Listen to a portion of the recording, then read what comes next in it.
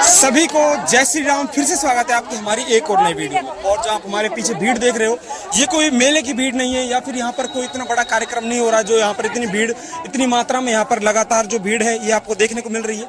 तो मैं आपको बताना चाहता हूँ कि यहाँ पर एक कुआं है, उसको देखने के लिए ये भीड़ है, ये उमड़ रही है।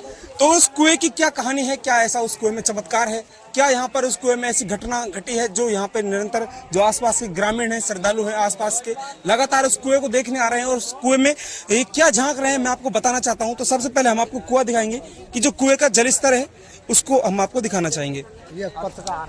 तो जो कुएं का जलस्तर है वो यहाँ पर लगभग 100 फुट पर आ चुका है। तो आप एक बार स्पष्ट रूप से कुएं को देख लीजिए और कुएं में जो जलस्तर देख सकते हो आप आराम से, सभी कुएं के जलस्तर को देख लीजिए। उसके बाद मैं इस पूरे कुएं की कहानी को आपको समझाऊंगा कि क्या इस कुएं की ऐसी कहानी है जिसको लगातार यहाँ पर आसपास के श्रद्धालु, आसपास के ग्रामीण है जो निरंतर इस कुएं को देखने आ रहे हैं। तो मैं आपको बताना चाहता हूँ कि आज से 3-4 महीने पहले इस कुएं में बूंद भी पानी नहीं था। जी बिल्कुल, आप सही सुन रहे हैं। आज से 3-4 महीने पहले इस कुएं में बूंद भी पानी नहीं था और अब आप इस कुएं में जलस्तर देख सकते हो जो लगभग 100 फुट पर आ चुका है।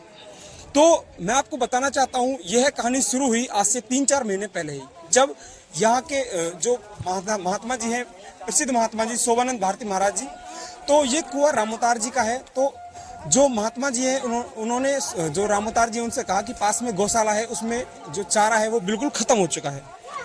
तो रामोतार जी ने अपने हरे गेहूं कटवाकर और उस गौशाला में भिजवा दिए कि हमारे होते सोते, ऐसे जो हिंदुओं के होते सोते गौशाला में चारा कैसे खत्म हो सकता है। इसी अवधारणा को लेकर उन्होंने जो अपने हरे गेहूं कटवाकर उस गौशाला में भिजवा दिए। उसके बाद से ही महाराज जी की कृपा जो रामोतार जी पर असीम बन चुकी है और इस कुएं में जलस्तर निरंतर बढ़ रहा है।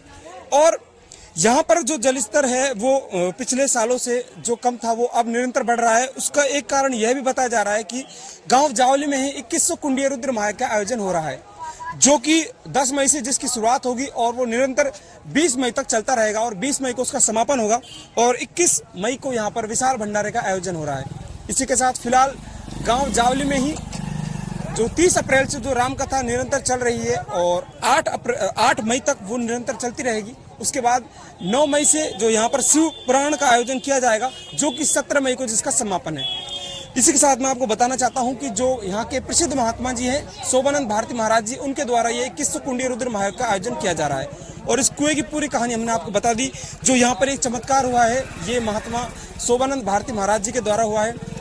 तो आपके आसपास भी कोई ऐसा चमत्कार, कोई महात्मा साधु जी, देखिए आप कितनी मात्रा में जो ये भीड़ है ये इस कुएं को निरंतर देखने आ रही है। और पूरे दिन ये भीड़, ये जनता जनार्दन, ये जमावड़ा ऐसे बना रहता है इस कुएं को देखने के लिए कि सच में ही ऐसा चमत्कार आंखों देखा विश्वास नहीं कर सकते लोग बाग कि भाई कैसे एक कुएं का जलस्तर निरंतर बढ़ सकता है। वहाँ के आसपास की पूरी जो भूमि है उसका जलस्तर कैसे इतना वृद्धि कर सकता है। तो ये एक तरीके से एक चमत्कार ही है जो यहाँ के महात्मा जी शोभानंद भारती महाराज जी के द्वारा किया गया है। ऐसे ही वीडियोस देखने के लिए चैनल को सब्सक्राइब कीजिए, वीडियो को लाइक कीजिए, कमेंट में जय श्री राम जरूर लिखिए। धन्यवाद। जय श्री राम।